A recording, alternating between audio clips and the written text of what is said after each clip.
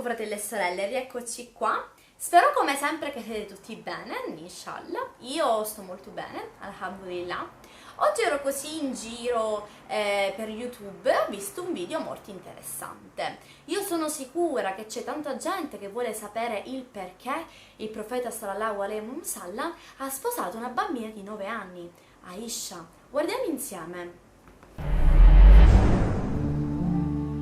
The question of the sister is, why did the Messenger of Allah, sallallahu alaihi wasallam, why did he marry Aisha at such a young age? And can we use that as an example for us to marry young girls the same age today? Is that right? So let's answer this question. It's a good question, and it's an easy question. Now, the why of it, nobody knows except Allah. Because the Prophet ﷺ never married any woman except it came to him from wahi. What does it mean? What is wahi?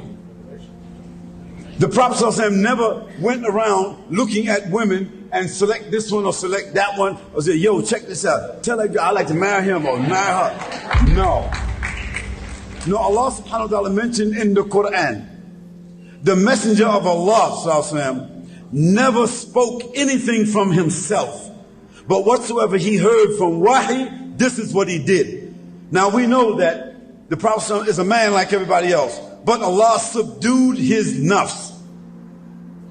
Allah subdued his nafs with wahi, revelation. So he was guided by Allah. He was accompanied by Jibreel alayhi salam. His nafs never came up above the revelation. So whatever the Prophet selected to do, he did it through the influence of Allah subhanahu wa ta'ala and through the guidance he received from Jibreel alayhi salam. So why he got Aisha, we don't know that, because where did the order come from? Hello. Allahu Akbar. So the kafir, the non-Muslim, who is not able to understand and recognize they between the sky and the earth, they suspend it because what? They're ignorant. They don't know. They don't understand the premise of revelation, so they can't appreciate that. But those who can appreciate revelation understand that prophets, alayhimus salam, were ordered to do things that we don't understand, that we call mu'jiza. We call it miracle, phenomena, because it came from God. So Allah selected Aisha for the Prophet sallallahu alaihi wasallam. That's number one. And when the Prophet ﷺ realized that Allah inclined him towards Aisha, who was Aisha radiallahu anha? She was the daughter of Abu Bakr radiallahu anhu. Abu Bakr as-Siddiq radiallahu anhu. And who was Abu Bakr as-Siddiq? Abu Bakr as-Siddiq, he was a well-known man in Mecca, right? Well-known, honest. He was an aristocrat, a very influential man. He was the supporter of the Prophet ﷺ. He was a companion of the Prophet ﷺ. And Aisha was his daughter. So one day the Prophet ﷺ said to him, from the inclination he got from Allah subhanahu wa ta'ala, he says, Abu Bakr, he says, do you love me? Abu Bakr said, Ya Rasulullah, I sacrificed my mother and my family for you. He said, then I would like to ask you for your daughter in marriage. This is very common among the Arabs. Don't think about Norway. Don't think about Europe. Don't think about China. Don't think about America. You think about the Arabs. The Arabs at that time, it was urf. It was part of their urf. It was very normal for them to ask for the daughter of a man when she was 9 or 10, so that that daughter could come and move with the family. Not sleep with him, but come and move with that family so he could observe her, she could observe him. So by the time she got to the age where she could have sexual relationships and have children and intimacy, they would have already built a bond. Do you understand that? Do you understand that? So the Prophet ﷺ, he didn't sneak around someplace and get her phone number. He didn't try to meet with her somewhere. He wasn't eyeballing her. He was not desiring her. This was his best friend. And who was Abu Bakr? Abu Bakr was one of the most respectful people of Mecca, of the Quraysh. So if some crazy, foolish, ignorant, corrupt, hating people wants to call the Prophet ﷺ a pedophile, na'udhu billah, then this means that the mother of Aisha, the father of Aisha, Abu Bakr radiallahu anhu, and Hani, I forget his wife's name, That means they would have had to facilitate the Prophet ﷺ in doing a pedophile relationship. Would that be correct? Could two respectful parents, could they have been guilty of something like that? Could Allah subhanahu wa ta'ala have inspired the Prophet ﷺ, but somehow or another he fell out of inspiration and he did something like that? No, that could not be the answer. The answer had to be something different. So the Prophet ﷺ said to Abu Bakr, "Oh Abu Bakr, why don't you give me your daughter in marriage?" And Abu Bakr radiallahu anh replied, he said, "Oh Messenger of Allah, but we're brothers." And the Prophet ﷺ said, "Yes, but we're not those kind of brothers." See, they're not brothers of the blood. They're not brothers of the same family. This means that your daughter is lawful to me. And it is within the context of what? The Arab urf. That means the Arab society. What is well known to them, what is legal, what is decent, what is dignified, what is halal, what is clean. So the Prophet ﷺ could not have been asking to do something that was abnormal. It had to be something that was normal.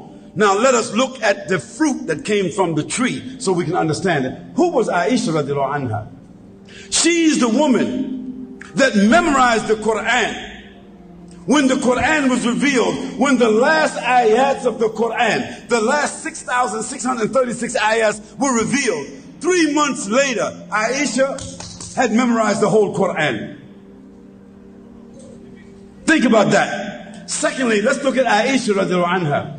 Aisha radiallahu anha, because she lived with the Prophet ﷺ. She saw him, she understood him intimately, clearly. Her mind was bright, and she was a powerful young girl. A very aggressive young girl. Powerful, aggressive, and deep and intelligent. Memorized the whole Quran. And guess what? She was holding with her, when the Prophet ﷺ passed away, at least 2,600 ahadiths that nobody else knew. And that's why after Abu Hurairah radiallahu anha, nobody related to us more hadiths than Aisha radiallahu anha.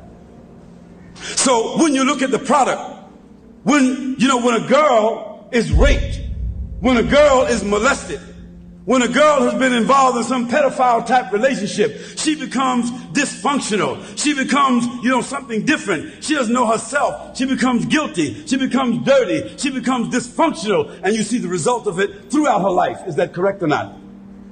No, not our mother Aisha radiallahu anha. She was the teacher of 72 of the companions of the Prophet ﷺ and the tabi'een and the atba'a tabi'een. She was their teacher, our mother. And when the Prophet ﷺ passed away, she was only 18 years old, which means she only was married to the Prophet ﷺ and lived with him 9 years. And when she died, she was a mother of the believers. Is that correct or not? Is that right or not? So that means nobody could marry their mother. So from 18 years old until she was 73 years old, she lived by herself teaching. Which one of the women could do that? So when the people talk stupid, give them some of that history so they can understand who she is. And when you understand who she is, you can understand the context of things. And so, sister, may Allah reward you for that question. It comes in a lot of places, but that's the answer. Mashallah, mashallah, veramente questo video è stato veramente molto utile e sono sicura che avete imparato tantissimo. Colui che ha fatto questo video è stato veramente molto bravo a spiegare correttamente il perché il profeta sallallahu alaihi wasallam ha sposato una bambina. Ovviamente io quando mi sono convertita, anche a me mi sembrava un po' strana questa cosa, perché sono abituata a vedere una donna e un uomo più o meno alla stessa età e ovviamente come io, come molta gente, tende comunque a giudicare, a pensare che ci sia pedofilia, a vedere questa coppia un po' di anni diversi, ecco, tra di loro.